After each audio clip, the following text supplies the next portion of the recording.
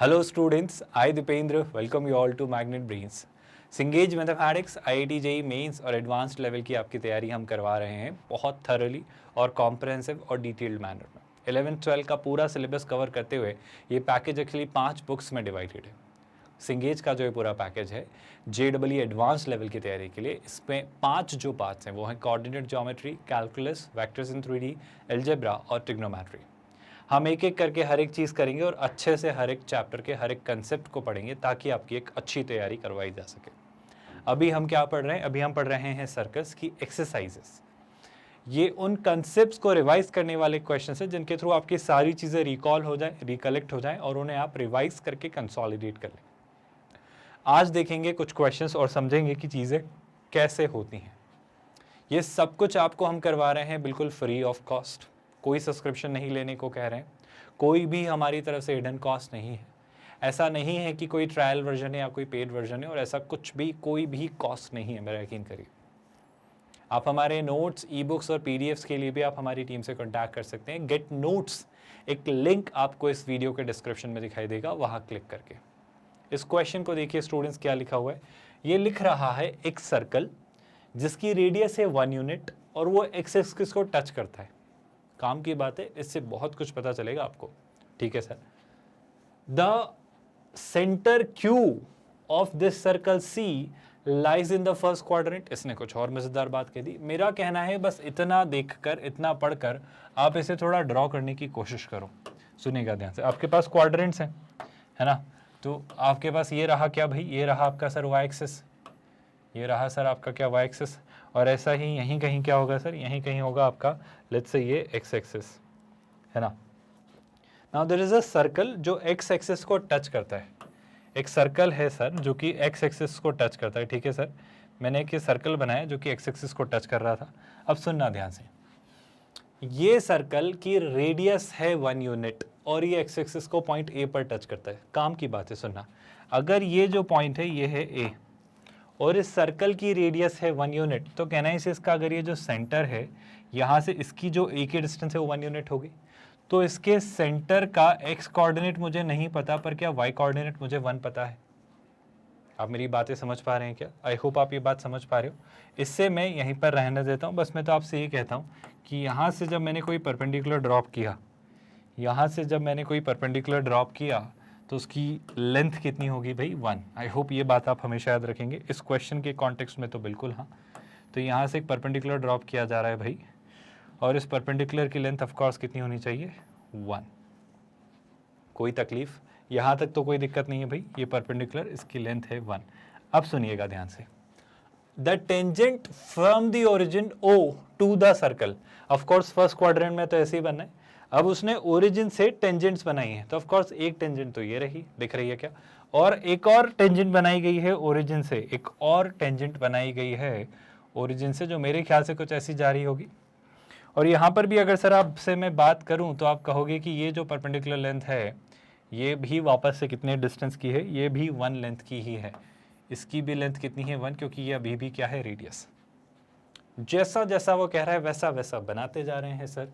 और टेंजेंट जो है ओरिजिन से वो सर्कल को टी पर टच करती है, वो टी पर टच करती है। तो सर ये जहाँ टच करती है वो पॉइंट है टी। एक और बात सुनना, एक और बात वो कह रहा है सर एक पॉइंट पी है इस तरीके से कि ट्रायंगल ओ ए पी एक राइट एंगल्ड ट्रायंगल है। ठीक है सर, बात करेंगे। एक पॉइंट पी हमें लेना है इस तरीके से कि ये जो है आपका ओरिजिन, ये जो है आपका ए, और आपका कहीं ना कहीं आपको मिलेगा पी, वो एक राइट एंगल्ड ट्रायंगल होना चाहिए। अब मैं पी कहाँ लूँ? अब मैं पी किस तरीके से लूँ? मेरा ये सवाल है। मेरा कहना है अपनी सहूलियत के लिए, अपने कन्वीनियंस के लिए, मुझे जहाँ पी लेना ठीक लग रहा है वो ऐसा है कि अगर मैं यहाँ से इसे थोड़ा आगे बढ़ाऊँ, अगर मैं यहाँ से इसे थोड़ा आगे बढ़ाऊँ, तो जैसे मैंने इसे थोड़ा आगे बढ़ाया, तो क्या मैं इसे यहाँ मिला दूँ? तो क्या हो जाएगा फ़ायदा सर? तो मुझे यहाँ पर एक पॉइंट पी मानने में सहूलियत रहेगी और आसानी रहेगी। और मैंने तो सिर्फ वही किया जो उसने कहा आपका जो ट्रायंगल ओ ए पी है, पी इस तरीके से लेना कि आपका ट्रायंगल ओ ए पी कैसा बन जाए? एक राइट एंगल्ड ट्रायंगल। तो हाँ सर, मैंने आपकी बात मान ली। जैसा जैसा क्वेश्चन में कहा मैंने तो वैसा किया, इसके अलावा इससे ज़्यादा मैंने दिमाग नहीं लगाया। ये आपका एक पॉइंट ऑफ कॉन्टैक्ट था और ये आपका पॉइंट ऑफ कॉन्टैक्ट था। बहुत अच्छी बात है। तो यहाँ तक चीज़ें दिख रही हैं क्या? पहले तो इस पार्ट को ध्यान से देख लो, बस एक छोटी सी बात हम मिस कर गए। राइट एंगल्ड एट ट्रायंगल है ना, तो ए वर्टेक्स पर वो राइट एंगल्ड है, तो ये आपकी ए वर्टेक्स है जहाँ पर राइट एंगल्ड है, और ओ ए पी जो ट्रायंगल है उसकी पेरीमीटर है 8 units. I repeat my statement, ये जो ट्रायंगल ओ ए पी है इसकी पेरीमीटर है 8 यूनिट्स। आई होप आप ये बात याद रखोगे। अब यहाँ तक अगर चीज़ें समझ आ गई हैं तो मूव करते हैं क्वेश्चंस पर। पहला क्वेश्चन पढ़िए और अब आप सोचिए कि चीज़ें कैसे निकालनी है। अब आपको चीज़ें सोचनी है और सबसे पहला सवाल है कि पी क्यू की लेंथ क्या होगी। मेरा कहना है पहली बात तो क्यू क्या है हम मिस कर रहे हैं क्या सर? पी क्यू बड़ा सिंपल सा टर्म है, जो क्यू आपका क्या था, सर्कल का सेंटर, तो ये रहा क्यू, आई थिंक ये, तो वो इस पी क्यू की लेंथ पूछ रहा है। मैं अभी थोड़ी देर के लिए अपनी सहूलियत के लिए क्या पी क्यू की लेंथ को एक्स मान सकता हूँ सर? ये जो पी क्यू की लेंथ है क्या मैं इसे थोड़ी देर के लिए एक्स कह सकता हूँ? आई थिंक कह तो सकता हूँ, कोई बुराई नहीं है। अगर इसे मैंने कहा एक्स, अगर इसे मैंने कहा एक्स, तो थोड़ी देर के लिए सोच के देखो, बड़ी सिंपल सी बात आपसे मैं पूछ रहा हूँ, क्या ये क्यू टी पी एक राइट एंगल्ड ट्रायंगल है? हाँ सर, राइट एंगल ट्रायंगल है। इस राइट एंगल्ड ट्रायंगल में एक बात पे जोर दीजिएगा स्टूडेंट्स, बहुत क्रूशियल सी बात है, प्लीज ध्यान से सुनना।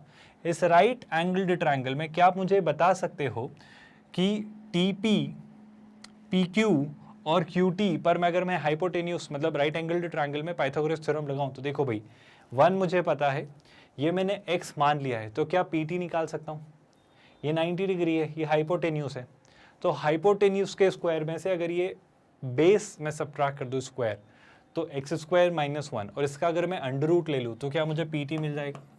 तो पी टी की जो लेंथ होगी वो कितनी होगी सर? वो होगी under root over X square minus 1। अगर मुझे पी टी की लेंथ मिल गई है, अब मैं आपको ये सवाल दे रहा हूं कि अगर आप टी ओ और ओ ए पता कर लें, बहुत हद तक मैंने हेल्प की है स्टूडेंट्स, बस क्या आप बता दो, अगर आप टी ओ और ओ ए पता कर लो, कुछ कुछ आपके सामने है, तो इस ट्रायंगल की सरकमफेरेंस जो कि आपको 8 दी गई है, उससे आप x की वैल्यू निकाल के पी क्यू बहुत इजीली निकाल सकते हो। सर मैं सारी चीज़ें निकाल लूँगा, सब कुछ कर लूँगा, पर मुझे ये बात समझ नहीं आ रही है आप कैसे जाओगे वहाँ तक जो बात हमसे OT और OA को लेकर पूछी जा रही है। OT और OA कैसे निकालूँ? मेरा आपसे कहना है आप इन दो ट्रायंगल्स को ध्यान से देखो, बहुत ध्यान से देखना इन दो ट्रायंगल्स को। मैं लिख देता हूँ ताकि आप कंफ्यूज ना हो। आप पहले तो देखो TQP ट्रायंगल को, अगर मैं आपसे पूछूं आप पहले तो देखो TQP ट्रायंगल को, और इसी तरीके से अगर मैं एक और ट्रायंगल आपको दूं तो आप देखो ट्रायंगल AOP को। सर ऐसा क्यों कह रहे हो? प्लीज इस बात को सुनना ध्यान से, बहुत ध्यान से सुनना। अच्छा एक बात बताओ स्टूडेंट्स, ये जो TQP ट्रायंगल है इसमें एंगल T पर ये 90 डिग्री एंगल है और ये एंगल A पर 90 डिग्री एंगल है। कौन? APQ में, APO में, बिल्कुल सही बात है सर। TPQ में ये एंगल P है और एंगल AO मतलब AOP ट्रायंगल में भी एंगल P है। आप मेरी बात समझ पा रहे हो? मतलब अगर ये एंगल P इस TPQ में भी है और OPA में भी है तो P एंगल सेम, एक 90 डिग्री एंगल सेम, तो कहना है इसे ये जो बचा हुआ एंगल है Q, ये जो बचा हुआ एंगल है Q, ये सर क्लियरली इस एंगल O के इक्वल होगा। मतलब क्या सर? मतलब आप समझो ना, एंगल एंगल एंगल, क्या कहना चाह रहा हूँ, एंगल एंगल एंगल, सिमिलैरिटी, यानी ये दोनों ट्रायंगल्स TQP और आपके कौन से दो ट्रायंगल्स AOP, ये दोनों ट्रायंगल्स आपके हो गए क्या भाई? ये दोनों ट्रायंगल्स आपके हो गए सिमिलर, हो गए क्या? अब एक बात सोच के देखो, अब आप एक बात सोच के देखो, मैं यहां से ले रहा हूं इस ट्रायंगल में OA, मैं कौन से ट्रायंगल में? आपका OPA ट्रायंगल में ले रहा हूं OA। आपको दिख रहा है क्या? बिल्कुल ले लीजिए सर, यहां से आपने लिया OA और इसी ट्रायंगल में मैं एक और साइड ले रहा हूं जिसे मैं कह रहा हूं AP। मैंने क्या लिया? OA और एक साइड मैंने ले ली है AP। आई होप आपको दिख रही है दोनों साइड्स। मैंने क्या क्या लिया इस राइट एंगल ट्रायंगल में? बेसिकली अगर मैं इसे एक एंगल मानूं तो मैंने बेस और हाइट, मैंने क्या लिया है? बेस और हाइट। कोई दिक्कत तो नहीं सर? इसी तरीके से अच्छा ये OA और OP किसके लिए बेस और किसके लिए हाइट है? बस इतनी सी बात सोच के देखो, ये वाला जो एंगल है, ये वाला जो एंगल है, इसका बेस और इसकी हाइट मैंने ली है। तो सिमिलरली इस वाले एंगल के लिए इसका बेस क्या होगा? TQ और इसकी हाइट क्या होगी? PQ। कोई दिक्कत तो नहीं। तो मैं क्या क्या ले लूँगा सर, मैं यहाँ से ले लूँगा ओ ए के अपॉन में, ओ ए इसका बेस था तो इस वाले एंगल में ये बेस क्या होगा टी क्यू। क्या ये बात आपको समझ आ रही है? आई होप आप ये बात समझ पा रहे हो। ये क्या हो जाएगा सर, ये हो जाएगा टी क्यू। क्या सारे स्टूडेंट्स यहाँ तक कंफर्टेबल हैं? सिमिलरली बड़ी ही बेसिक सी बात है सर, यहाँ पर, आई एम रियली सॉरी मैंने पी क्यू बोल दिया था क्या, जब यहाँ पे परपेंडिकुलर था आपका ए पी, तो इस वाले ट्राइंगल में इसके अपोजिट साइड कौन है, पी टी, तो आपका ये हो जाएगा पी टी। कोई तकलीफ, कोई डाउट किसी भी स्टूडेंट को, किसी भी स्टूडेंट को कोई परेशानी? अब गौर से देखो स्टूडेंट्स, बहुत काम की बातें हम करेंगे जिन पर आपको डिस्कशन को ध्यान से देखना है, बहुत ध्यान से देखना इस वाले पार्ट को। सर आपको ओ ए पता है क्या? अभी तो नहीं पता। सर आपको टी क्यू पता है क्या? सर मुझे शायद टी क्यू पता है, शायद मुझे टी क्यू पता है। तो टी क्यू कितना हुआ 1, तो मैं ओ ए को लिखना चाह रहा हूँ। अब ओ ए को मैं क्या लिखूंगा स्टूडेंट्स, ध्यान से देखो, आप ओ ए को लिखोगे, आपकी बड़ी बेसिक सी बात ए पी। सर आपको ए पी पता है क्या? देखो भाई ए पी क्या है, ए क्यू प्लस पी क्यू, तो वो कितनी हो जाएगी एक्स प्लस 1। तो ए पी कितनी हो जाएगी सर, ए पी हो जाएगा आपका एक्स प्लस 1। और सर इसी के साथ साथ मैं आपसे पी टी पूछूं तो आपको पी टी पता है क्या? आई थिंक मैंने पी टी निकाला था। पी टी कितना है सर? सर पी टी है under root over, P T है under root over X square minus 1। तो अगर आप ध्यान से देखो तो हम ओ ए तक तो पहुंच गए। क्या हम ओ ए तक पहुंच गए भाई? अब एक बात का जवाब आप मुझे दे दो, अगर ये एक पॉइंट है एक्सटर्नल जहां से मैंने सर्कल पर टेंजेंट ड्रॉ की है, तो क्या मैं ऐसा नहीं कहूंगा कि ओ ए और ओ टी इक्वल लेंथ के होंगे? किसी एक्सटर्नल पॉइंट से ड्रॉ की गई टेंजेंट्स की लेंथ किसी सर्कल पर इक्वल होती है, याद है क्या? तो सर अगर यही ओ ए है तो मैं ज्यादा दिमाग लगाए बिना क्या इसे ही ओ टी कह दूंगा? इतना क्यों कर रहे हो सर, ये सब करने से हो क्या रहा है? बस थोड़ा सा पेशेंस रखिए। अब अगर मैं आपसे बात करूं, किस बारे में? इस ट्रायंगल ओ ए पी के पेरीमीटर की, इस ट्रायंगल ओ ए पी के पेरीमीटर की। तो ट्रायंगल ओ ए पी का पेरीमीटर मेरे नॉलेज से क्या होगा, सुनना, O T plus T P plus P A plus A O. कोई दिक्कत तो नहीं है? अच्छा सर एक छोटी सी बात, जब आप ए ओ और ओ टी ऐड करो तो ए ओ और ओ टी यही है, तो बस इसका डबल कर देना। तो इसका डबल किया तो पहले तो क्या लिख लिया, double of what, X plus 1, denominator में under root over X square minus 1। कोई दिक्कत? अब इसमें मैंने ऐड किया ए पी, जो कि क्या है 1 प्लस एक्स, तो यहाँ पर 1 प्लस एक्स और हमने ऐड किया। फिर क्या ऐड किया सर, फिर इसमें बस एक छोटा सा पार्ट बच रहा है पी टी, जो कि क्या है under root over X square minus 1, जो कि है under root over X square minus 1। और ये पूरी पेरीमीटर आपकी किसके इक्वल है सर? ये पूरी पेरीमीटर आपकी 8 के इक्वल है। बस आप इससे सॉल्व कर लीजिए, आई थिंक आप x की वैल्यू निकालोगे जिससे क्वेश्चन काफ़ी सारा आपका सॉल्व हो जाएगा। मैं सोच रहा हूँ इसको सॉल्व करने का कोई आसान तरीका, क्योंकि ये बन रहा है बहुत खतरनाक सा एक्सप्रेशन। सर कैसे करें? अब कुछ तो सोचना पड़ेगा।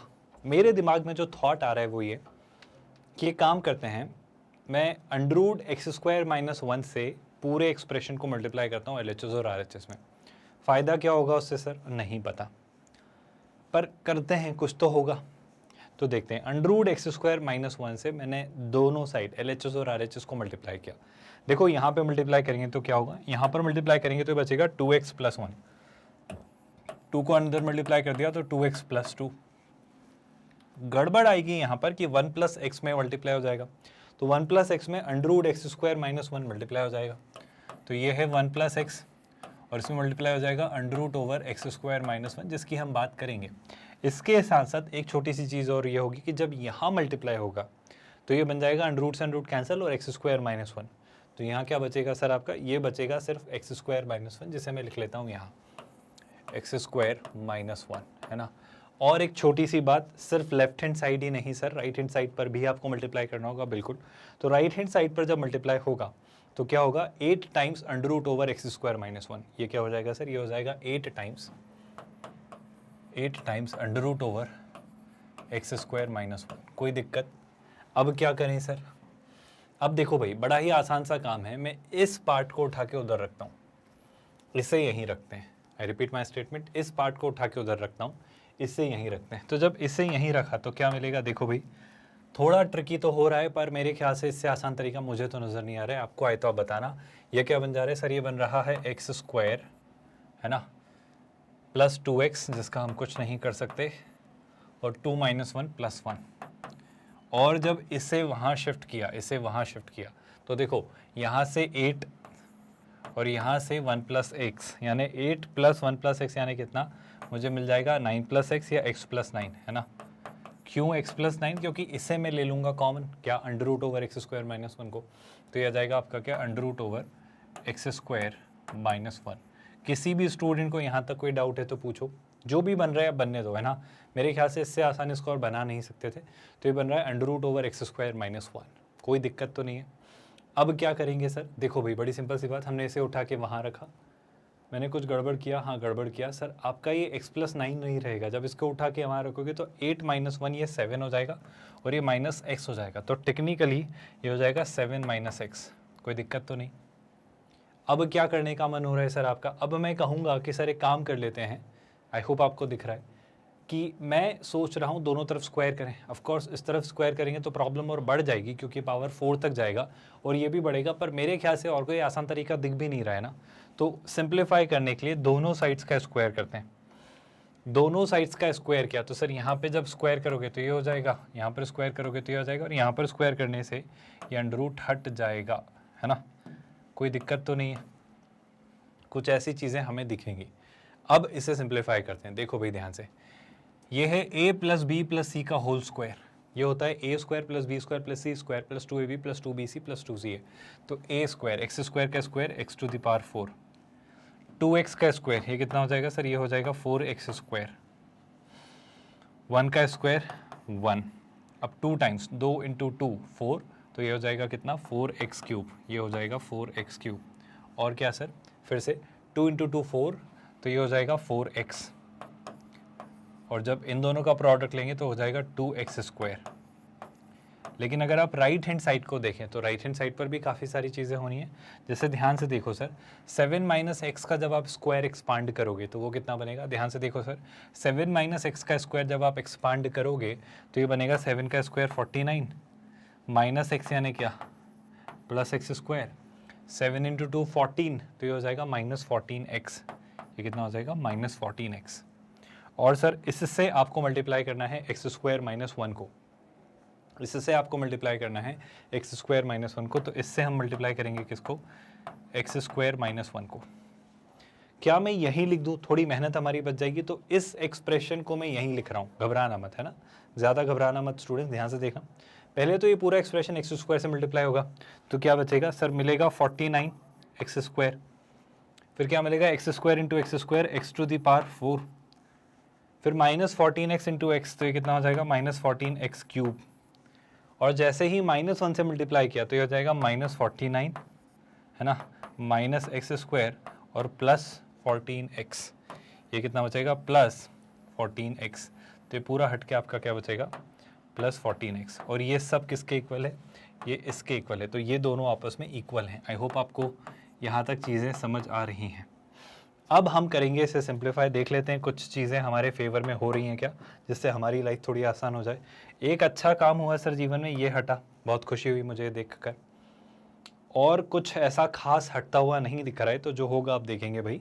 शुरुआत करते हैं क्यूबिक पार्ट से, तो ये -14x³ है, 4x³ है, तो ये जब उस तरफ जाएगा, सुनिएगा ध्यान से, -14x³ जब इधर आया लेफ्ट हैंड साइड पर, तो -14 + 4 कितना, फिर ये हो जाएगा आपका 18x³, ये हो जाएगा आपका 18x³, ठीक है सर।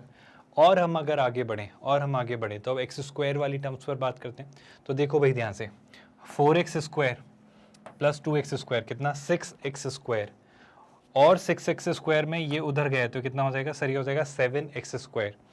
7x² में से आपको 49 सब्ट्रैक्ट करना है ना, क्योंकि 49 भी उधर जाएगा, तो 7x² में से अगर 49 सब्ट्रैक्ट किया तो 7 - 49 या 49 - 7 कितना, आई थिंक 42, आप सभी को दिख रहा है क्या, तो ये आ जाता है 42x², but of course with a negative sign, है ना, 4 और 2 6, और यहाँ से 49 - 1 48, तो 48 उधर गया तो -42x², तो यहाँ पर मुझे क्या दिखेगा, यहाँ पर मुझे दिखेगा -42x²। अब क्या सर, अब अगर हम आगे देखें तो अब कौन कौन सी टर्म्स बच रही हैं, हमने इसे कंसिडर कर लिया, हमने x² वाली टर्म्स कंसिडर कर लिया। अब x वाली टर्म्स की बात की जाए तो सर वहाँ पर सीधा सीधा बस 4x लिखा हुआ है, 14x उधर गया तो 4x को सब्ट्रैक्ट किया तो कितना हुआ -10x। तो मुझे एक और टर्म मिलेगी क्या, -10x। और क्या देख पा रहे हो सर आप, और अगर मैं ध्यान से देखूं तो इधर से अब सीधी सी एक्सप्रेशन है, ये है 1 और ये है -49, ये उधर गया तो 49 + 1 दैट्स 50। तो यहाँ पर मुझे दिखेगा +50 = 0। ये हमें एक एक्सप्रेशन मिला। क्या इस बात से किसी भी स्टूडेंट को कोई आपत्ति? बस इस तरीके से चीज़ें हमको दिखी। अब इससे क्या करेंगे सर, ये सोचने वाली बात है। इससे अगर मैं चीज़ें निकालूं तो मुझे ये दिख रहा है क्या कि सर 2 कॉमन ले सकते हैं, ले लेते हैं सर। तो 2 कॉमन लिया तो ये बच रहा है 9x³, ये बच रहा है 21x², ये हो जाता है -5x और ये हो जाता है +25 = 0। कुछ इस तरीके से हमें चीज़ें मिल रही हैं। क्या इस बात से किसी भी स्टूडेंट को कोई आपत्ति? तो ये बना एक क्यूबिक एक्सप्रेशन जो अब हमें फाइनली सॉल्व करके x की वैल्यू फिगर आउट करनी है। x की क्यू वैल्यू फिगर आउट करनी है, क्योंकि अगर मैं क्वेश्चंस को पढूं तो लेंथ ऑफ पी क्यू पूछ रहा है। जब वो पी क्यू की लेंथ आपसे मांगेगा तो आपको x चाहिए होगा। सुन रहे हो क्या? इसके बाद जब आप अगला क्वेश्चन करोगे तो पूछ रहा है इक्वेशन ऑफ सर्कल सी। तो सी सर्कल की इक्वेशन निकालने के लिए मैं क्या चाहिए, मुझे क्यू के कोऑर्डिनेट चाहिए। तो क्यू के कोऑर्डिनेट में हमने निकाल लिया था कि इसका वाई कोऑर्डिनेट तो 1 होगा, लेकिन एक्स कोऑर्डिनेट क्या होगा सर, एक्स कोऑर्डिनेट OA होगा, वो मुझे पता करना है। और OA पता करना है मतलब क्या, OA हम निकाल चुके हैं ये, यानी मुझे वापस एक्स पता करना है। मतलब एक्स पता चल जाए और जीवन आसान हो जाएगा। इसका थर्ड क्वेश्चन भी देखो आप, इक्वेशन ऑफ टेंजेंट OT। अब अगर OT की भी इक्वेशन मुझे जाननी है, अगर मुझे OT की भी इक्वेशन जाननी है तो मुझे T के कोऑर्डिनेट तो चाहिए ही चाहिए ना। आप बात समझ पा रहे हो? क्योंकि अगर T के कोऑर्डिनेट पता चल गए तो मैं सर्कल की इक्वेशन से OT की टेंजेंट की इक्वेशन लिख ही सकता हूँ। या T के कोऑर्डिनेट पता चल गए, O पता ही है, तो बात खत्म हो जाएगी। और T के कोऑर्डिनेट पता करने के लिए भी वापस बात वही आती है कि यहाँ से मुझे कुछ ना कुछ x में निकालना पड़ेगा। तो प्रॉब्लम बस इतनी सी है कि सर अब आप सॉल्व करो इस क्यूबिक इक्वेशन को और यहाँ से निकालो किसकी वैल्यू भाई, यहाँ से आपको निकालनी है x की वैल्यू। अब x की वैल्यू कैसे सोचेंगे, क्या करेंगे, इस पर ही सवाल है। मेरा कहना है ये क्यूबिक इक्वेशन है। ये क्या है भाई, ये क्यूबिक इक्वेशन। तो क्या इसको हम कुछ अपनी इंट्यूशन बेस्ड अप्रोचेस से सॉल्व कर सकते हैं? जैसे अगर मैंने पहले ट्राई किया, मान लो -1, पहले ट्राई करते हैं 1। पहले मैं क्या ट्राई करता हूँ 1, तो देखो 1 ट्राई किया तो क्या मिलेगा सर, जैसे ही आपने 1 ट्राई किया तो देखना 1 1 और 1। अब सुनना, ऐसा करने से क्या हो रहा है सर बात समझना। 1 ट्राई करते ही 25 में से 1 सब्ट्रैक्ट, 25 में से 5 सब्ट्रैक्ट किया, तो 25 में से 5 सब्ट्रैक्ट किया तो कितना सर, 25 में से 5 सब्ट्रैक्ट करते ही ये बन गया 20। 21 में से 9 सब्ट्रैक्ट करते ही सर ये तो कुछ और ही बन गया, इससे तो बात नहीं बनी, क्योंकि 21 में से 9 सब्ट्रैक्ट करते ही कुछ और बना, नहीं बात बन रही है, 0 तो नहीं हो रहा है। आई होप आप देख पा रहे हो कि 21 - 9 वहाँ पे 20 के इक्वल नहीं है। सर -1 ट्राई करते हैं। -1 अगर मैंने ट्राई किया तो देखना क्या हो रहा है। अगर x की वैल्यू में -1 ट्राई करता हूँ तो देखो भाई ये हो जाएगा -1, यानी कितना सर, ये हो जाएगा -9। यहाँ पे -1 ट्राई किया तो ये तो रहेगा -21। मेरी आप बात समझ पा रहे हो? यहाँ पर ये क्या रहेगा सर, -1 आ जाने से +5, और ये क्या रहेगा +25। अब आप बहुत ध्यान से इस बात को सुनना, बहुत ध्यान से, क्योंकि इससे कुछ काम की बात निकल कर आने वाली है। ये आ जाता है -30, आ जाता है +30, ये आ जाता है -30, आ जाता है +30। तो -1 ने इसको सेटिस्फाई किया। अगर -1 ने इसको सेटिस्फाई किया तो मैं कहूँगा सर कि x - 1 इसका एक फैक्टर होगा। मैं कहूँगा कि x - 1 इसका एक फैक्टर होगा। किसका? सुनिएगा ध्यान से। अब इस पार्ट को सॉल्व करने का तरीका क्या होगा? ये लिखा हुआ है 9x³ माइनस, सुनिएगा ध्यान से, ये लिखा है 9x³ माइनस 21x², फिर क्या लिखा है -5x + 25। आप बात समझ पा रहे हो? और यहाँ से मुझे x - 1 एक वैल्यू मिलती है, x की क्या वैल्यू -1। बट आई होप आपको नज़र आ रहा है कि x की वैल्यू -1 हमारे किसी काम की नहीं है, क्योंकि यहाँ पे x की वैल्यू -1 नहीं हो सकती ना, ये तो एक लेंथ है, तो ये हमारे लिए एक डाइजेस्टेबल वैल्यू नहीं है। क्या आप मेरी बात समझ पा रहे हो? तो मुझे कोई एक और वैल्यू लेनी होगी। अब उस वैल्यू की तरफ अगर मैं बढ़ना चाहूँ तो मैं कैसे सोचूंगा? मैं सोचूंगा कि मैं इसको यहाँ पर फैक्टराइज कर लूँ। एक फैक्टर तो मिला x - 1, दूसरा फैक्टर ढूंढने की कोशिश करते हैं। दूसरा फैक्टर जब ढूंढने गए तो ध्यान से देखो स्टूडेंट्स क्या निकल के आ रहा है। मैं पूरे इस x माइनस वन एक्सप्रेशन को मल्टीप्लाई करता हूँ एक्स स्क्वायर से। ये डिवीजन आपने सीखा है स्टूडेंट्स, जिस पे बात करेंगे। एक्स स्क्वायर को x माइनस वन से मल्टीप्लाई किया। यार अदर मैं तो 9x क्यूब ही हटाना चाहता हूँ ना, तो मैं काम करता हूँ इसको मल्टीप्लाई करता हूँ 9x स्क्वायर से।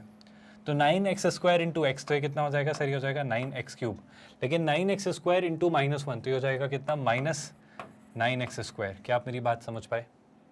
आई होप आप मेरी बात समझ पा रहे हो। और अब आप क्या करेंगे, अब यहाँ पर आप माइनस करेंगे और इसे प्लस कर देंगे, तो ये कुछ निकल कर आएगा। ये कैंसिल हो जाएगा। 21 में से 9 सब्ट्रैक्ट किया, जैसे ही 21 में से 9 सब्ट्रैक्ट किया तो कितना भाई?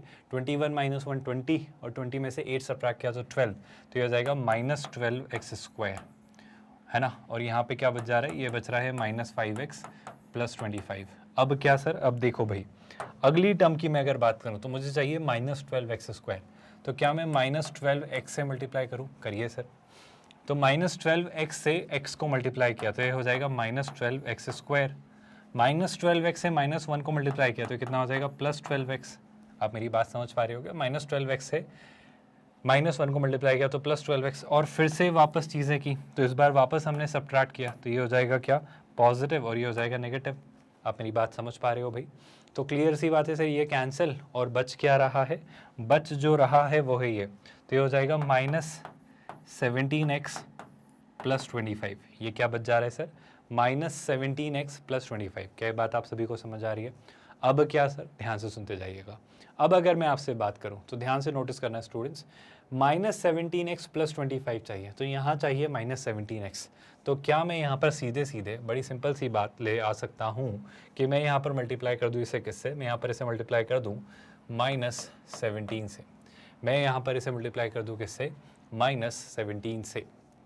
कोई दिक्कत तो नहीं भाई? हमने सीधे सीधे देखा कि x माइनस वन, है ना, x minus one, x minus minus one होना चाहिए था क्या? क्योंकि आपका जो फैक्टर होगा वो होगा x माइनस ए, और माइनस वन ने सेटिस्फाई किया। I am really sorry for that, I re repeat my word. मैं इसको थोड़ा सा आपको थ्योरम समझा देता हूँ कि सर अगर f ऑफ x में अगर आप रखते हो, अगर आप x की जगह रखते हो a, अगर आपका x is equal to a इसे सेटिस्फाई करता है, तो x माइनस ए आपका एक फैक्टर होता है f ऑफ x का। तो मैंने एक छोटी सी गड़बड़ कर दी है। आपका x की वैल्यू 1 नहीं थी, आपके x की वैल्यू थी -1। I repeat my statement, x की जो वैल्यू थी वो थी -1। तो x की वैल्यू -1 का मतलब है कि x प्लस 1 इसका वन ऑफ द फैक्टर्स होगा। आई am really sorry for that. और x प्लस 1 अगर इसका फैक्टर होगा तो यहाँ पे मैं एक फैक्टर कौन लूँगा? x plus 1। बस छोटा सा एक करेक्शन होगा इस बात पे स्टूडेंट्स, इसे प्लीज़ ठीक कर लीजिएगा अगर आप कंफ्यूज्ड हो गए हैं तो। और इस बात पर अब हम बात करेंगे, प्लीज़ ध्यान से सुनते जाइएगा, बस घबराइएगा मत, बहुत फोकस्ड मैनर में समझना। थोड़ा लेंदी हो रहा है क्योंकि इस पार्ट को सॉल्व करना थोड़ा ट्रिकी हो चला है ना। 9x क्यूब चाहिए, तो मैं यहाँ पर 9x स्क्वायर से मल्टीप्लाई करता हूँ, तो कितना हो जाएगा सर? ये हो जाएगा 9x क्यूब, और 9x स्क्वायर इंटू 1, तो कितना हो जाएगा? Plus 9x square. Of course subtract करेंगे तो ये दोनों साइन क्या हो जाएंगे? नेगेटिव। तो ये नेगेटिव और ये नेगेटिव, जैसे ही आपने ऐसा किया तो ये कैंसिल, और ये हो जाएगा कितना? माइनस 30x स्क्वायर, और इसे ले आए नीचे तो माइनस 5x, और ये कितना? प्लस 25। अब एक छोटा सा काम हम ये करेंगे, मुझे चाहिए माइनस 30x स्क्वायर, तो यहाँ पे x है तो मैं क्या ले लूँगा? Minus 30x। माइनस 30x लेते ही मुझे क्या नज़र आएगा? गौर से देखिए भाई, ये हो जाएगा माइनस 30x स्क्वायर, और माइनस 30x से मल्टीप्लाई किया तो ये हो जाएगा माइनस 30x। लेकिन सर जैसे ही नेगेटिव साइन से आप मल्टीप्लाई करेंगे तो ये दोनों हो जाएंगे पॉजिटिव, ये दोनों हो जाएंगे पॉजिटिव, और उससे क्या मिलेगा? ध्यान से देखो, ये पार्ट कैंसिल, और ये बचेगा प्लस 25x, है ना, और ये प्लस 25। आई होप आप देख पा रहे हो कि यहाँ पर मैं क्या ले लूँगा? यहाँ पर मैं ले लूँगा 25, क्योंकि 25 लेते ही ये कितना हो जाएगा सर? ये हो जाएगा 25x प्लस 25। क्या आप मेरी बातें समझ पा रहे हो स्टूडेंट्स? और यहाँ से फाइनल कंक्लूजन की तरफ जब आप बढ़ेंगे तो ऑफ कोर्स कितना बचेगा? 0। तो मुझे जितना याद है वो ये कि sir dividend is equals to divisor into quotient plus remainder. मतलब जो आपका एक्सप्रेशन है, है 9x cube minus 21x square minus 5x plus 25, इसे आप क्या लिखोगे? सुनिएगा ध्यान से, इसे आप लिखोगे x प्लस 1 इंटू दिस। इस क्वेश्चन को आप क्या लिखोगे? आप लिखोगे x plus 1 into this. This means what? 9x square minus 30x plus 25, 9x square minus 30x plus 25। क्या ये मेरी आप बात समझ पाए? 9x square minus 30x plus 25, this is equal to 0। और हम यहाँ से कंक्लूड कर चुके हैं कि x की वैल्यू -1 तो हमारे लिए एक एक्सेप्टेबल सोल्यूशन नहीं है। तो मैं इस वाले फैक्टर को सॉल्व करके x की वैल्यू तक पहुँचने की कोशिश करूँगा, जो कि क्या है 9x square minus 30x plus 25 is equal to 0। I understand थोड़ा लेंदी है, बट इसके बहाने आप कई सारी चीज़ें सीख रहे हो कि क्वेश्चंस कैसे घुमाकर पूछे जाते हैं। अब अगर इस पर बात की जाए तो मुझे इस -30 को ऐसे दो पार्ट्स में स्प्लिट करना है कि उसका प्रोडक्ट मिले मुझे 25 इंटू 9, मुझे उसका प्रोडक्ट मिले 25 इंटू 9। 25 बेसिकली क्या है? 25 है 5 इंटू 5 और ये क्या है 3 इंटू 3। क्या मैं इसे 15 और 15 के पार्ट्स में ब्रेक कर सकता हूँ? क्योंकि देखो 5 इंटू 3 15, 5 इंटू 3 15। आई होप आप मेरी बात समझ पाए। और मैं इसी तरीके से इन क्वेश्चंस को सोचता हूँ। मैं क्या लिखूंगा?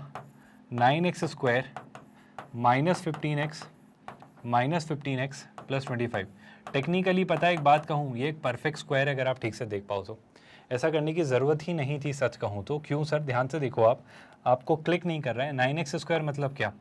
3x का होल स्क्वायर। 25 मतलब क्या? मतलब 5 का स्क्वायर। और ये कितना है? 30 नहीं है, 30 नहीं है, ये है 2 into 3x into 5। I hope आप देख पा रहे हो।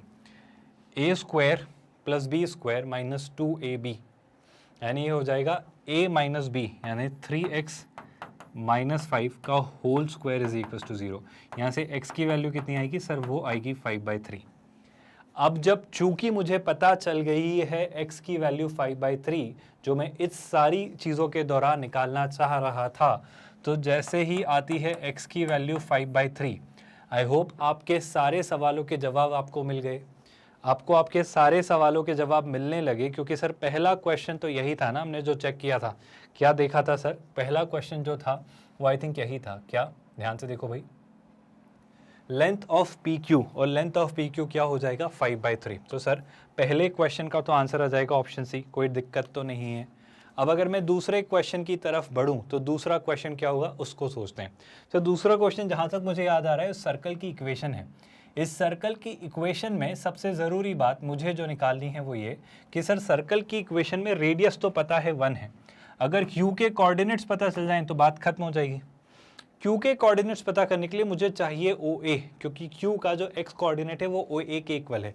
अब OA कितना है सर? OA ये रहा।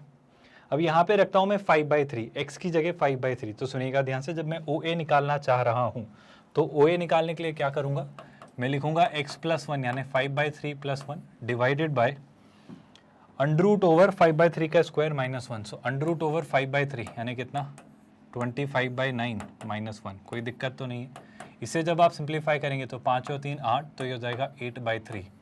ये क्या हो जाएगा सर? 5 और 3 8/3। और यहाँ पर देखा तो 25 माइनस 9 यानी 16, तो हो जाएगा 16/9। और 16/9 मतलब 4/3। क्या आप मेरी बात समझ पाए? सर 3 से 3 कैंसिल, 8/4 कितना होता है? 2। 8/4 अगर होता है 2, मतलब इसका x कोऑर्डिनेट हुआ 2। इसका y कोऑर्डिनेट बता सकते हो क्या सर? q की x एक्सिस से डिस्टेंस है 1 यूनिट, तो इसका y कोऑर्डिनेट हुआ 1।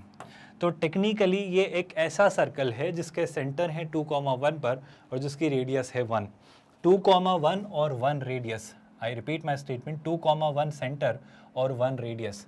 2,1 सेंटर और 1 रेडियस वाला ऑप्शन मुझे ढूंढने की ज़रूरत नहीं है, क्योंकि ऐसा मुझे ऑप्शन ए में दिख रहा है। किसी भी स्टूडेंट को कोई तकलीफ या परेशानी हो तो पूछे, आई विल री explain this part. Now comes the final question for this chapter, और फॉर दिस चैप्टर बिल्कुल नहीं, फॉर दिस पर्टिकुलर लेक्चर, जिसमें लिंक्ड कॉम्प्रहेंशन टाइप, इस कॉम्प्रहेंशन का ये फाइनल क्वेश्चन है, the equation of tangent OT। तो मुझे OT की इक्वेशन चाहिए। ये बात मैं आपके ऊपर छोड़ता हूं कि आप मुझे OT की इक्वेशन कैसे निकाल कर देंगे। OT के लिए आपको क्या चाहिए? मेरा यकीन करिए, OT निकालने के लिए बहुत ही आसान सा तरीका आपके पास है। OT निकालने के लिए क्या आप OP की स्लोप निकाल सकते हो क्या? सर OP की स्लोप क्यों निकलवा रहे हो? क्योंकि जो OP की स्लोप होगी वही OT की स्लोप होगी, और अगर OP की स्लोप पता चल जाए तो OT की स्लोप निकालने में कोई दिक्कत नहीं है, क्योंकि चाहे OT हो या OP दोनों ओरिजिन से पास होती हैं। अब OP क्यों ढूंढ रहे हो? क्योंकि OP मुझे दिख रहा है। कैसे दिख रहा है सर? ये है 1 और ये है 5/3। आई थिंक ये है 1 और ये है 5/3। तो क्या मैं P का, ध्यान से देखो भाई, P का x कोऑर्डिनेट बता सकता हूँ? सर P का x कोऑर्डिनेट वही होगा जो OA का, मतलब q का x कोऑर्डिनेट है, क्योंकि सब सेम लाइन पर लाई कर रहे हैं ना, तो ये भी 2 होगा, ये भी 2 होगा, ये भी 2 होगा, तो इसका x कोऑर्डिनेट तो क्या हो गया 2। सर इसका y कोऑर्डिनेट पता करना है, कितना आसान है, ये डिस्टेंस है 1, ये डिस्टेंस है 5/3, तो 5/3 + 1, 5/3 + 1 करके देख लो भाई, यहाँ पे कर दे रहा हूँ, घबराना मत। 5/3 + 1 दिख रहा है ना, 5 + 3 8/3, तो ये कितना आ रहा है सर, ये आ रहा है 8/3। अब मेरा आपसे ये कहना है, अगर मैं OP की इक्वेशन निकालूं तो क्या OT की इक्वेशन अपने आप नहीं निकलेगी? तो 2, 8/3 और 0, 0 से पास होने वाली लाइन, 2, 8/3 और 0, 0 से पास होने वाली लाइन, कौन सी लाइन भाई? 2, 8/3 और 0, 0 से पास होने वाली स्ट्रेट लाइन कैसे निकालेंगे? मेरे ख्याल से बहुत मुश्किल बात नहीं है, आप खुद सोच लो। क्या? y - y1 is equal to y2 - y1 यानी 8/3 upon x2 - x1 times x - x1 यानी x। कोई तकलीफ? अब क्या सर? आई थिंक अब तो चीज़ें आसान हैं। आप देखो यहाँ से 2 ने 8 को डिवाइड किया कितना टाइम्स? 4 टाइम्स, तो ये कितना हो जाएगा सर? ये हो जाएगा 4/3। ये कितना हो जाएगा सर? ये हो जाएगा 4/3। तो y is equal to 4/3 times x। y is equal to 4/3 times x तो नहीं दिख रहा है, पर मेरा यकीन है आप सभी को दिख रहा होगा ऑप्शन ए, जो कि ऐसा ही है। इस क्वेश्चन में जो शायद सारे स्टूडेंट्स को सबसे मुश्किल पार्ट लगा होगा वो x की वैल्यू का निकलना, क्योंकि इसने हमारी क्या कहेंगे धज्जियां उधेड़ दी। कैसे भाई? क्योंकि पहले तो हमने क्या किया, पहले तो हमने जीवन को आसान बनाने के लिए एक इक्वेशन बनाई, पर वो खुश नहीं थे इस बात से। उन्होंने इसे क्वाड्रेटिक या लीनियर तक नहीं रोका, उन्होंने घुमाया।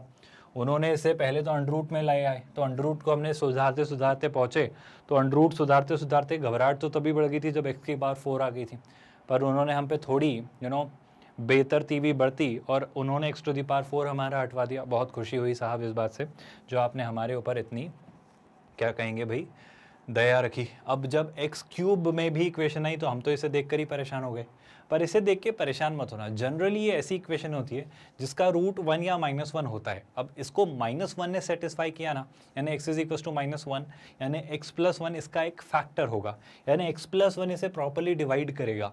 तो x + 1 से मैंने इसको डिवाइड करवाया, पॉलिनोमियल का डिवीजन।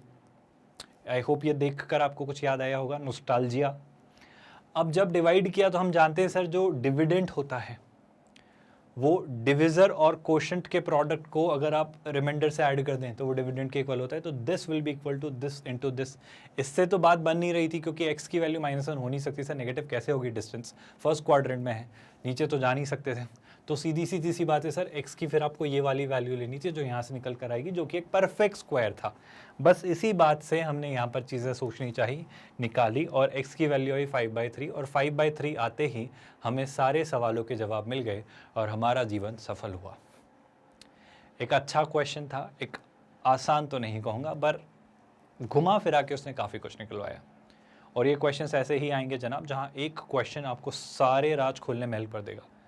वो क्वेश्चन होगा तो पूरा होगा, नहीं होगा तो नहीं होगा, और हुआ तो सारे क्वेश्चंस, 3 क्वेश्चंस एक साथ, आंसर खत्म। आप बात समझ रहे हो? पर उस कॉम्प्रहेंशन को सॉल्व करने की ही सारी मेहनत है। सोच के देखो ना, एक क्वेश्चन से 3 क्वेश्चन जितने मार्क्स, तो क्यों नहीं हो? और वो मेहनत ही तो होगा, वो घुमा फिरा के तो पूछेगा। और ये अच्छे क्वेश्चन है, आपके दिमाग के तार खोलने में हेल्प कर देंगे। आप घबराते नहीं हो, आप चीज़ें सोचते हो, आप हर पहलू को एक्सप्लोर करते हो। और यही काम हम करवा रहे हैं Cengage mathematics for IIT JEE mains और एडवांस्ड की आपकी 11th-12 के पूरे सिलेबस को कवर करते हुए तैयारी करवाते हो। बहुत थरली, बहुत कॉम्प्रहेंसिवली, बहुत डिटेल्ड मैनर में हम पढ़ाई कर रहे हैं, जहाँ पर हम हर एक चीज़ को बहुत अच्छे से सीख रहे हैं। मतलब ये पैकेज एक्चुअली 5 बुक्स में डिवाइडेड है, जहाँ पर हम बात कर रहे हैं coordinate geometry, calculus, vectors in 3D, algebra, trigo, सब पढ़ेंगे। हर चैप्टर के हर कंसेप्ट, इलस्ट्रेशन, एग्जाम्पल, एक्सरसाइजेस के क्वेश्चंस और JEE एडवांस्ड के प्रीवियस ईयर्स क्वेश्चंस भी हम करेंगे। इतने बारीकी में जाके हर एंगल से पूरी विड्थ, पूरी डेप्थ एक्सप्लोर करेंगे। बस हम ये चाहेंगे, चूँकि ये एक free of cost quality online education platform है, तो हम चाहेंगे कि आप इसे और लोगों तक पहुंचाएं और स्टूडेंट से शेयर करें, ताकि वो भी इससे बेनिफिट हो, वो भी इसे अवेल कर पाएं, इस प्रोडक्ट का बेनिफिट ले पाएं। किंडरगार्टन से 12th स्टैंडर्ड तक अलग अलग बोर्ड्स, अलग अलग मीडियम्स और कई सारे कॉम्पिटिटिव एग्जाम्स की हम तैयारी कर रहे हैं। कोई सब्सक्रिप्शन खरीदने को नहीं कहते हैं, कोई ट्रायल वर्जन, पेड वर्जन जैसा कंसेप्ट हमारा नहीं होता है। कोई हिडन कॉस्ट नहीं होती, मेरा यकीन करिए। आप हमारे नोट्स और पीडीएफ्स और ई-बुक्स के लिए हमारी टीम से कॉन्टैक्ट कर सकते हैं। गेट नोट्स एक लिंक आपको दिखाई देगा वीडियो के डिस्क्रिप्शन में, वहाँ क्लिक करके। इस प्लेलिस्ट की लिंक को लेकर परेशान मत होना, बड़ा ही आसान सा टास्क है। आप इसी वीडियो के डिस्क्रिप्शन में जाना, फुल प्लेलिस्ट लिंक आपको दिखाई देगा, वहाँ पर लिखा होगा Cengage mathematics for IIT JEE mains and advanced. वहाँ क्लिक करेंगे और ये पूरा प्लेलिस्ट ओपन हो जाएगा। प्लस बटन दिखाई देगा सेव प्लेलिस्ट जैसा लिंक, उसे क्लिक करके आप अपने अकाउंट में इस प्लेलिस्ट को सेव करके रख लो। आपका बैकलॉग क्रिएट नहीं होगा, आप हमेशा अपडेटेड रहोगे, आप हमेशा इन्फॉर्म्ड रहोगे।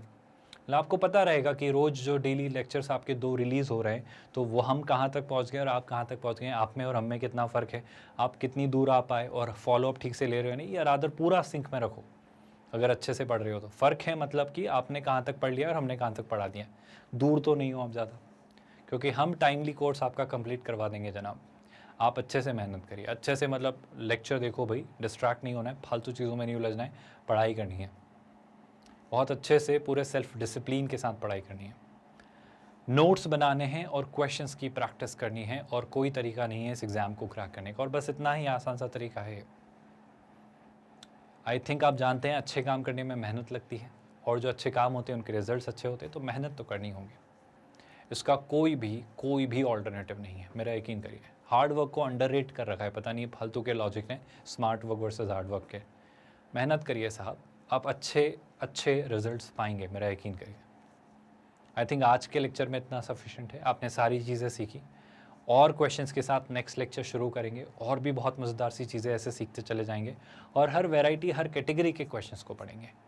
Single correct option, multiple correct option, matrix match type question, linked answer based question जो कॉम्प्रहेंशन पर थे, न्यूमेरिकल आंसर टाइप क्वेश्चन, और JEE आर्काइव यानी वो JEE एडवांस्ड के प्रीवियस, सब कुछ हम करेंगे। आई थिंक सफिशिएंट है इतना। Shall we call it a day here, students? Let's meet in the next lecture. Take a good care of yourself. Thank you so much.